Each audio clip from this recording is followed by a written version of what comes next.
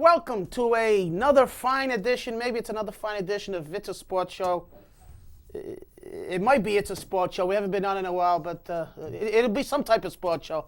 I'm Dolphin Paul. Next to me is John Turner, who's an occasional fill-in. And John, Happy New Year, Merry Christmas, all that good stuff. Absolutely. We haven't been on in a while, and look what's happening through our sports world. 16-0. Oh, let's hold off on that because my heart hurts right now. Yeah. But we got a ton of stuff to talk about. We have baseball on the docket with this Roger Clemens, which is fascinating. Disturbing. We have a little BCS college football, put the wraps on college football a little bit. Certainly talk about the NFL playoffs upcoming. Will interest New England fans.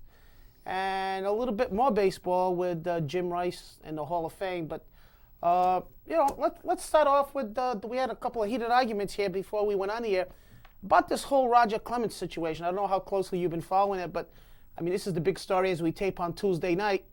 Roger Clemens, to me, this is, like, fascinating because this is like a sports thing turned into a soap opera.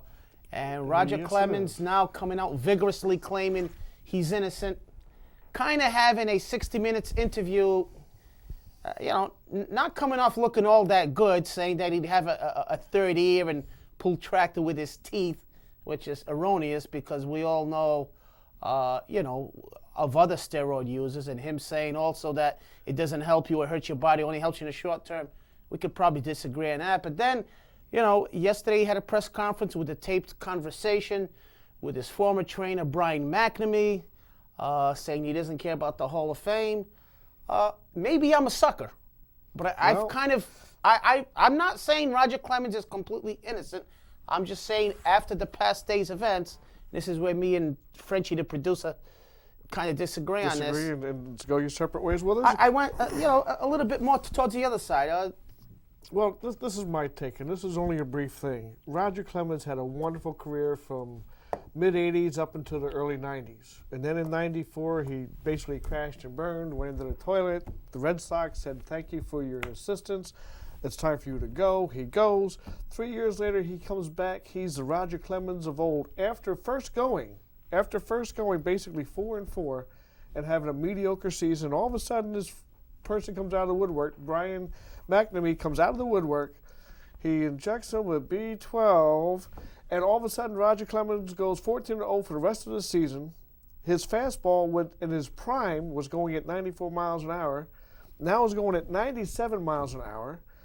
The effects of age do not affect Roger Clemens as it does every other human being in this planet. And all of a sudden, he comes back. He goes 14-0. He's increased his fastball not by 1, not by 2, but by 3 miles an hour. So the fact that some people say, and again, I'm just asking a question. I'm not saying I believe this, that Roger Clemens is one of the hardest working sports figures, that has no credence with you whatsoever. And I'm not saying it to be sarcastic. I'm just asking. I believe that he is a hard-working person. That doesn't bother me. But, here's a person also. In his past couple of years, he's shown it. He goes, he pitches for Houston. He's down there. He pitches when he wants to. He holds out for half the season. Oh, that's a whole different issue. I went off on the show last year, and the viewers and Scott Cray could obviously tell you, yeah. I'd like to separate that because I don't agree with what he's done the past 3 years. I didn't even want him to be on the Red Sox. But strictly on this steroid issue, obviously when it first came out, we're like, no wonder. Dan Duquette said he was fat, overweight, and just like you pointed out, was pitching pretty bad the last 3 years of Red Sox. Then he goes to Toronto, ironically the time when he started to get the B12 injections. Get the B12 and the Lanacane, and he's been unbelievable ever since. We're talking 7 years, and the guy's 43 years old. When you're talking to a guy who's 34, 35 years of age, all of a sudden his fastball increases. Not by 1, not by 2, but by 3 miles an hour. Physically, I don't believe it's possible just working as a normal human being, even if you're working out in the weight room, even if you're building up the muscles or whatnot. At his prime, he was not that good. And all of a sudden, he starts taking these B12 shots, and all of a sudden he's there's a lot of issues here. Number one, at first he said he was never injected with anything. Oh, yes. But then he said, I was injected with B12 and Lanacane, which is, I guess by all accounts is perfectly now, legal. Lidocaine is a drug that the dentist used to numb your teeth. I guess that's used for injuries. I guess used for pain. Yeah, but pain in your butt?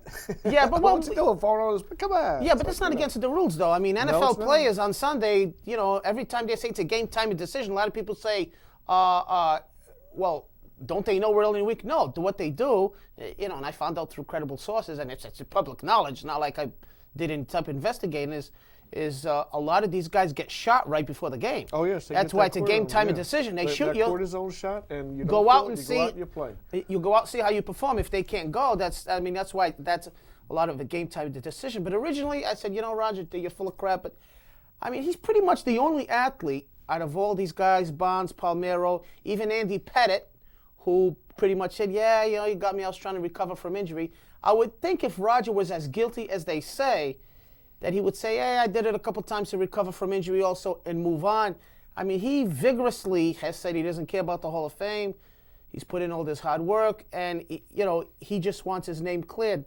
So I don't know if you would drag yourself and your family through the mud if you were indeed guilty, and you might be found to be guilty down the road. I think that would be a worse sin to me. In other words, if in 2 weeks Roger said, you know what, I really did it. I was trying to defend. I think he was more of a jackass than. Can we say that on cable? I don't know. You can say anything once, right? Right. Just don't do it again. I cannot tell you how many times in the past 6 months alone we've had Joyce Turner. No, I never took it. Boom, gone. Marion Jones was big, famous. Boom, gone. That's the one I was looking at. Marion Jones. Boom, gone. Michael Vick never did things. Boom, gone. Barry Bonds, no, never, boom, gone. It's like, how many times are we going to see a prominent figure get up there and say one thing? There's certainly Bears watching, and I'm sure we'll talk about it upcoming because, it's a fascinating story. And now Clemens, I guess, and his group of attorneys are going to, it's another thing, too, when he talks about shelling out the millions. Well, Roger, you've gotten plenty of millions. So I don't see why that's a big issue, but... supposedly they're going to file a defamation suit against Brian McNamee. Who can't afford to defend it. That's what he's Well, he's not going to have any money anyway. Yes. But, and I guess McNamee's attorneys are saying they might file another lawsuit against Roger for saying. Yep, so, libel. Yep. I mean, this is going to be a very interesting situation. I just think it's if you listen to that phone conversation, there's a lot of unanswered questions, but, I can't definitively say. Roger, to me, is maybe 20% more believable than he was last week. I guess that's all I'm trying to say in this mumbo-jumbo. Well, the other thing of it is, and I've been listening to some of the other interviews on the major networks, he's been stipulating that he never took banned substances. Well, yes, when he was maybe taking these steroids during that era, no, it wasn't a banned substance. It's only become banned in the latter years. So he's telling the truth. He never took any banned substances. Yeah, I don't know. I don't know. I know I disagree with him as far as the steroids. It's a quick fix. It's for these guys to be good in a three-piece suit, and that it doesn't make you hit a fastball. I kind of tend to disagree. I mean, well, you have to have the skill in the first place. Well, there's no doubt. I mean, obviously, me and you probably wouldn't look good with HGH. We have these two big heads on set here, but. I would have to disagree with him there, but I think it's been proven with guys, and you can go by stats and everything to see that. So I think he's a little bit off there. That's what makes this so hard to balance, because he says things that you're like, are you out of your mind? Like with the third ear, everybody knows you can take HGH. I mean, we've seen it. These guys don't have a third ear growing. He should have come out with something a little more credible than that, or maybe a little more scientifically close to reality than, I can pull tractors with my teeth, when we all know he's not going to turn into the Hulk, although Barry Bonds' head size did blow up a little bit. Just a little bit. But, so this Bears watching is a fascinating story, and I guess we'll keep you updated. It'll definitely play itself out in the media. We'll get Frenchie in here when he's all cleaned up. He's a little worried today about his facial appearance. Yep. We'll get him all cleaned up, and we'll get into some arguments. But I'm sure there'll be more stories to come out, but it's kind of a fascinating story. It is, and it's a shame, because I had always had respect for him. I always thought he was a great pitcher. I mean, you don't win Cy Youngs by... I mean, he could be the greatest of our time. Arguably. I mean, we could argue the merits of that, but, I mean, this guy's been around since he was 21 years old. I mean, that's 20 strong years, but Let's get to just a couple notes on baseball. Jim Rice. Jim Rice didn't make it again. Didn't make it to the Hall of Fame in the 14th year. 72.4% of the votes, needs a 75%. He's got one more shot next year, and it doesn't look good then because he's going against a big name who's going to be coming in, and if he doesn't make it next year, he's got to wait for 5 years, and hopefully the Veterans Committee will say, hey, you know, it's your turn. So Jim Rice doesn't make it. However, Goose Gossett does, just... Jim Rice, to me, has been your classic on-defense guy. And that almost, we're not going to spend the next 10 minutes talking about it. This could lead to a whole other argument. When should a guy be a Hall of Famer? And to me, and a lot of people aren't going to like this view, and I'm a Red Sox fan, and I grew up watching Jim Rice. The Gold Dust Twins was in 75. That was right about when I was in my, mid-teens, teenager prime. Don't say that. That was a long time ago. I was thinking about this today, and I'm going, you know what? If you haven't made the Hall of Fame in 14 years, you're probably not a Hall of Famer. You could argue the merits of the numbers. I know we can go back and pick out guys with similar or worse numbers. Or a lot of people say that Jim Rice dominated his time span more than almost any other player in that time span. I think what hurt Jim Rice, number one, his attitude with a lot of people back then. And the longevity. But for his short time, we didn't get his statistics here because it's not what the show's about today. But he was one of the dominant players of his era. There's no of his question era. about it. But to me, it's like if it takes you 14 years, then you know what? Well, the part of the problem also is that they are looking at statistics now. All they care about is if you've hit 400 home runs, 500 home runs. But he's got comparable stats. He's got comparable stats. It's not saying that he doesn't, but unfortunately, in this day and age, you got people who are just crunching numbers and don't look at the era, don't look at the people, don't look at the individual, the teams that they played for. And now you're saying, okay, so now he's going to wait 5 years. Is that really necessary? It's like if you haven't made it after 15, we are on cable, right? If you haven't made it after 15 gosh darn it tries, now you're going to wait for 5 years for some old guys from the Veterans Committee to vote you in. How old is Jim Rice going to be? 89 years old when he gets a call? Hey, you've made the Hall of Fame? To me, it's kind of like, I don't know if I'd want to go in on the 22nd try. Yeah, really. Because that's what it's going to be. Well, that's my view on it. I know Jim, I know Red Sox fans, they're saying you're an idiot, don't know anything about baseball. I know we can break down stats, and again, Frenchie would probably disagree with me too. I know we can break down stats, and there's comparable guys in the Hall of Fame. I know that. Yes. I know we could compare his numbers against guys who are in the Hall of Fame. But I'm just saying, overall, I'm just kind of tired of talking about Jim Rice. Imagine if he had juiced. Oh, well, again, listen, that's a good point. There's no doubt about it. By all accounts, he was clean. But again, one of my childhood heroes, him and Fred Lynn and that 75 team. But it's like, enough already. We've been talking about it forever. Let's move on to one of my favorite subjects, the National Football League. National Football. You know something about football, do you? Well, considering the team I follow, probably nothing. At least one of you does, anyway. Probably not nothing. The other 55 now, players, last time I saw you, you were a Patriot fan coming off the Philly bandwagon. Have you hence changed, or are you still No, because kind of in that? McNabb is still playing for the Eagles. Can't jump on his bandwagon, even though he had 2 stellar performances at the end of the season, and they're looking that he's going to come back next year as their starting quarterback. No, I'm still not on Eagles. I'm waiting until they bring some new fresh blood in. I just want to make that clear. Let's I don't want to talk about off-field news. We know that Parcells went to Miami, a couple different changes, trying to turn things around there. But we got some big games this week. Seattle at Green Bay on Saturday. We'll start with the Saturday games. Green Bay, of course, the favorite, had a week to rest, which I think is a big advantage for the teams that get that bye week. I believe that. I do, too. I think it's a lot harder to play a game the week earlier. I think that even though we had a decent game this past week against Washington, there in the first half, it was touch and go. The Redskins came back. All of a sudden, it's 14-13. Hasselbeck wasn't looking all that great. And all of a sudden, in the second half, they get that interception. And late in the third quarter, and all of a sudden, the momentum completely shifted. And Washington just didn't make it. Washington, I think, was wore down, too. They had 3 or 4 games there that they won in a row. And 4 games in a row. They had to win. They had some tough games, some division games. So, as a matter of fact, Joe Gibbs resigning as of today. Oh, I know. Didn't that throw you? That threw me when I heard that. He was only back for a year. No, right? No, he's at least 2 or 3 maybe. Two tops, yeah. Because all of a sudden he's gone. It's like, Well, see, I'm always a fan of the magic is so hard to recreate.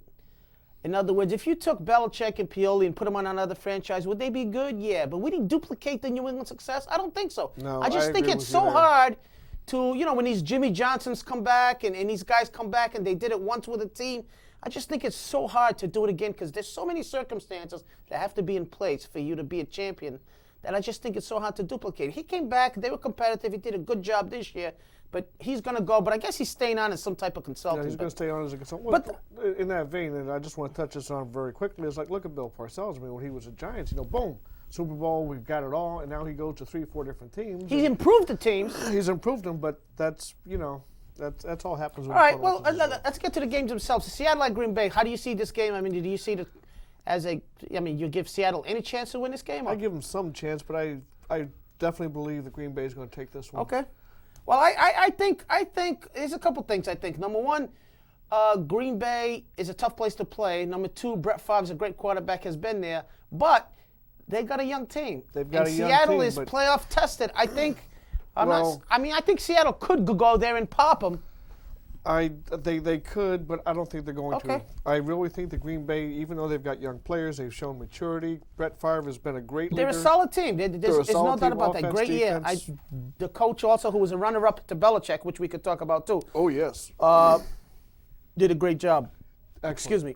Excellent. Well, let's get to the big game where everybody around here wants to talk about the Jacksonville Jaguars going to the New England Patriots. Patriots are going who we haven't talked about, by the way. 16-0. Fantastic season. We probably don't have enough time to talk about the Giants in New England, but we all know what happened in that game. Giants looked like they were going to end the perfect season, and Patriots, of course, came back as they usually do. Came up with that big interception late in the fourth quarter, and all of a sudden that was it. Jags at New England.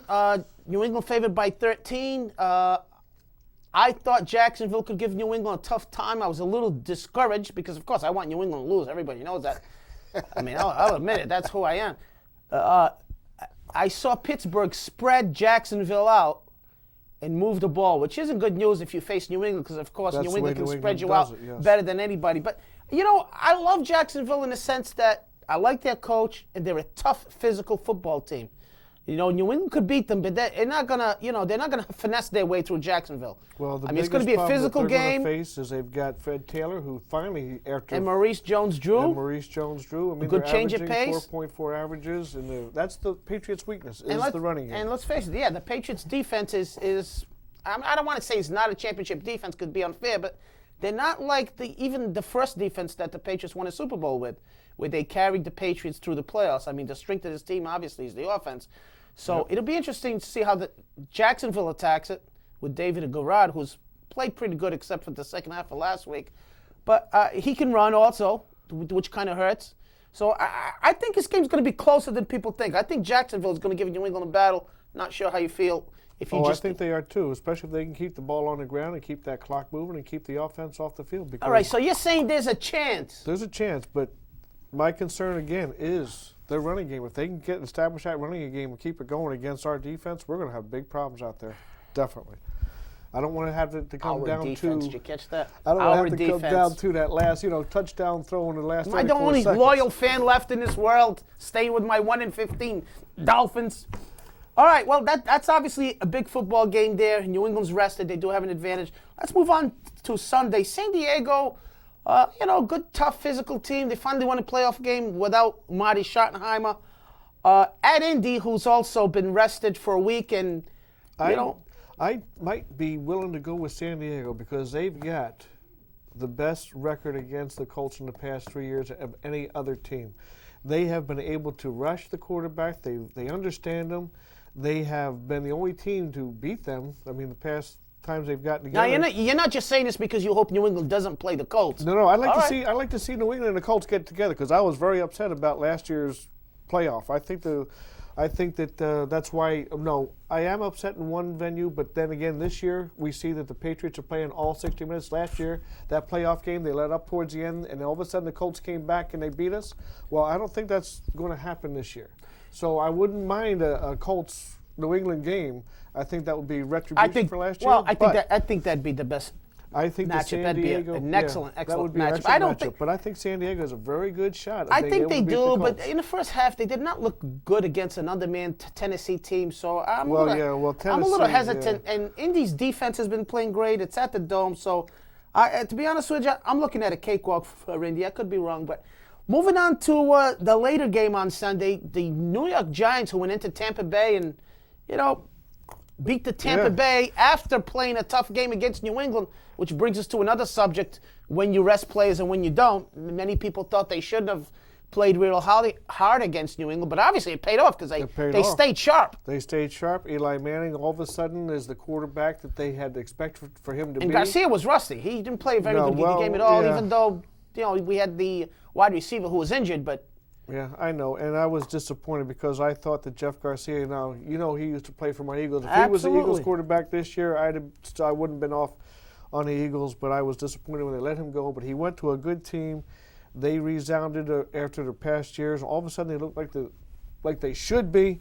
But unfortunately, Tampa Bay isn't able to hold on. The Giants do a great job, and like I said, and Dallas might be without T.O., which would be a huge loss. Dallas would probably be without T.O. because even though with his sprained ankle, I mean, if they win this week without him, then he will definitely play in the conference championship game. And should they win that one, of course, the Super Bowl. But who knows? It's an intriguing game, a division game, and it's a playoff game. I give and these Dallas teams know each other. I give Dallas the edge, but, Romo's in another big-time game. I mean, if he doesn't have T.O., I don't know. Eli Manning, I can see why Giants fans are frustrated because he makes great plays at times, but last week he missed a lot of short passes. He panics at times in the pocket, that's been his well, forte. That's a little bit scary. So we'll see. Another intriguing game, but I mean, obviously, I'd give a slight edge to Dallas at home and having a week to rest. I would give the edge to Dallas. I really would. I think that they'll probably take that game. But if the Giants come out and they play like they have the past 2 weeks, it's going to be a good game. It's just going to be a good game. That's all there's going to be to it. And it should be. I mean, we're at that point of the season where all these games should be good games. You shouldn't have a lopsided score. Like Herm Edwards says, that's why we play the game. Hello, you're going to play the games on the field. Absolutely. Now, just jumping back to one more football note before we move forward. How much time we got, Frenchie? 7 minutes. 7 minutes. Plenty of time. We should really have we do have a clock in here, but maybe we need like a bell because we need something. Me and you, we're not that bright. We'll fix it. We can't. We're working on it. What do you think about? I should be asking this question, the patient fan, but what do you think about Bill Belichick? Should the Spygate affect his candidacy? Well, not candidacy. He was named Coach of the Year. So now there was 21 out of 50 writers or people who had the votes did not vote for him, and a lot of them came out and said it was because of Spygate. So, I mean, how do you feel about that? Well, sour grapes. Sour grapes. Sour grapes. Right. Regardless of that, this team has still put 60 minutes into each game. They've had some close games out of the past 8. They have 5 of them that were closer than they should have been, and they've done well. And he's done a great job. I mean, Paul, 16-0. Well, okay. You got to respect that record. I mean, how about if Roger Clemens was caught with HGH the first quarter of the season, and then they tested him every day for the rest of the year, and he went on to win 20 games? Would you still say he's a cheater and shouldn't win the Cy Young? No. Would you say that about Rodney Harrison? I would say the same thing about Rodney Harrison. He did his penalty. He served his 4 games, and now he's back and he's playing. Would I say what? Would you say that same thing? He did his HGH. He did his. Well, Sean Merriman last year did not. A lot of people spoke out against him being voted the Defensive Player of the Year because he got caught with HGH. Yeah, I agree. Rodney Harrison should not be available for any type of awards. And, I'm just playing the devil's advocate. Bill Belichick got caught cheating. Does that automatically exclude him from being Coach of the Year? Now, a lot of people are saying, well, that didn't affect the rest of the year. I'm not saying it affected anything. It didn't. Just the fact that he got caught cheating is enough for some people not to vote for him. Now, did he get caught cheating and the games were affected by his cheating? No, probably not, because that's all been documented about the first game. Yeah. But there's some people that believe, and some writers, not just a Patriot hater like myself, that he shouldn't be eligible. 16-0 is a powerful season. Obviously, hasn't even been done before, because when Miami did it, of course, it was only 14 games. 14-2. 14 games and 2 playoff games. Absolutely. And they had that team was one of the great, if not, well, we'll see. We'll see if the Patriots go 19. Well, I'll say this right now. I even though Miami had 17-0, I think they might have had the greatest season in football. I don't think personally that they were the greatest teams because I've seen a lot of football. I think, the 85 Bears are certainly up there. Definitely. Maybe the 84 49ers. I mean, there's a couple of Steelers teams, a couple of Dallas teams that could compete even with this Patriot team because, let's face it, this is kind of a watered-down NFL. So, parity. Everybody's. Yeah, I mean, I agree that, I'm not even, obviously if they went 19-0, it'd be definitely the greatest season ever in NFL history. But well, that's what we're hoping for. But if they lose one, it's all for naught. Well, it's all for naught. But I just wanted to get your opinion on Bill Belichick. All I'm saying is I can see why some people didn't vote for him. All right, should we move on? Well, I just want to get that last shot in. Let's go over 3 quick statistics. Patriots, 75 touchdowns, most in NFL history. The 22 receptions broken by Randy Moss, we're now at 23. We've got Peyton Manning's 49 broken now by Tom Brady at 50. Well, so we've got that happens when you run up the score on your opponent. When the games are out of reach and you run up the score, of course you're going to run up your stats. I mean, how much longer do we have on this show? Yes, but they just made it. It wasn't. They did it. The thing of it is, they did it. What about Mercury Morris's record, the most wines and? Yeah. No kidding. Come on out here, Frenchie. We're going to go for 2 hours on this watch. No, Mercury Morris, unfortunately, I tell everybody this stuff. That didn't come out good. And I didn't mean to say that. No, I didn't mean to say that. I tell everybody this story. When I was probably 9 or 10 at Kmart, and I'll never forget this, my dad bought me a number 22 Mercury Morris shirt way back when. But I will say he's not the most eloquent spokesman as far as Miami does. But people got to understand where Miami's coming from. They got one hallowed record, and all those guys, they make a living off that. They have speaking engagements. They're trying to hold on to it. Oh, yes. I mean, that's all there is to it. And, listen, I give the Patriots a ton. There's a lot of pressure here. There's a ton of pressure, not just to win a playoff game, but now to go that perfect season. Oh, yes. You know what? If they go 19-0, I can say right now, I mean, I'm going to make an understatement of the year, but it's just one of the greatest sports accomplishments because I think the pressure just keeps building and building. I came up with this example. Imagine if Jaguars had got out to a 10-0 lead all of a sudden. I mean, the pressure's got to be like, oh, wow. I just think it's incredible. Yes, it is. But we'll see how that goes, and obviously we have a difference of opinion on Mr. Belichick, but that's who I am. So it's okay. You want 2 minutes. Basketball. Let's hit basketball 2 minutes, real and quick. of course we're going to get to this as we progress throughout the year. But the Boston Celtics, 29-3. Who would have thought? If this isn't the classic outhouse to penthouse, what is? I mean, changing 2 guys, Kevin Garnett and Ray Allen, playing lights out. The best start in NBA history. I thought they'd be better, as I'm sure you did, as I'm sure Frenchie did, as I'm sure anybody thought they did. But this is sick. This is just this is why we're glad to be in New England this time of year. We're having a great show. I mean, the Boston Celtics, they couldn't go in and beat anybody. Now they go to New Jersey, they go to LA, they go to Sacramento. I mean, unbelievable. And Danny Ainge's got to finally exhale for the first time in 4 or 5 years. For the first time in his career. And in retrospect, he did bring in a lot of young people that he could trade for Garnett and Allen. So you've got to kind of give him a small dose of respect. Yeah, but you have to think, was he looking down the road at that, or did it just fall into place? It's the same thing in baseball. You bring in a lot of young pieces to possibly bring in other pieces. No, I don't think that was his original plan, but you know what? He's smelling like roses now. He's smelling like roses. He's 29 and 3, it's unbelievable. We're not going to argue with that. I know you wanted to talk about the Bruins a little bit. Bruins are doing okay. They're in 4th place. I mean, it's not too bad of a season yet. Their only concern is that they've had a couple of major players who are out injured. That's a long season, too. We'll see what that happens. Just to put a cap on a football season, congratulations to LSU, who I predicted would beat Ohio State because the SEC is the best conference in football. They've done it Too much speed. Yep. Big 10 and Big 12 are grunts. You want a lineman, you go there. You want some fast guys, you go to the SEC. So congratulations to LSU. And that wraps it up for this week, I believe. Well, we're getting right down to it. We're hoping for the Patriots to win on Saturday night, keeping our fingers crossed. So hopefully next time we get together, it's going to be 17-0. Well, thanks for watching. I'm Dolphin Paul for John Turner, Jen, Frenchie, and Cody. Have a good night, everybody.